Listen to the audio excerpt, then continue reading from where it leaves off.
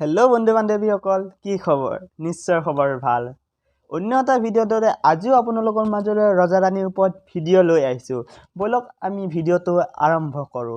বৈষ্ণৱীয়ে চন্দ্ৰক গোটেইখিনি কথা কোৱাৰ পিছত আৰু লগতে ভিডিঅ'টো দেখুৱাৰ পিছত চন্দ্ৰই কেনেকুৱা ৰিয়েকশ্যন কৰিছিল?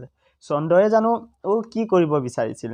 প্ৰকাশ ৰঞ্জন আৰু বিকাশক মাৰিবৰ কাৰণে চন্দ্ৰই চাবলৈ ওলাওঁতে দেতিয়ে আৰু বৈষ্ণৱীয়ে লগ হৈ মানা কৰিছিল।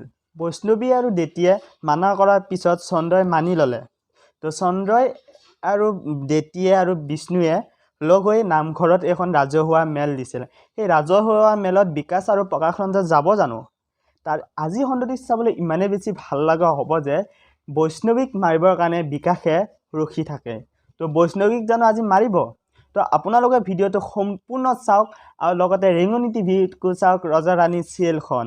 তো ভিডিঅ'টো যদি আপোনালোকৰ ভাল লাগিল তেতিয়াহ'লে লাইক, শ্বেয়াৰ, কমেণ্ট আৰু ছাবস্ক্ৰাইব কৰিব। লগতে কাষত থকা বেল আইকনটো প্ৰেছ কৰিব যাতে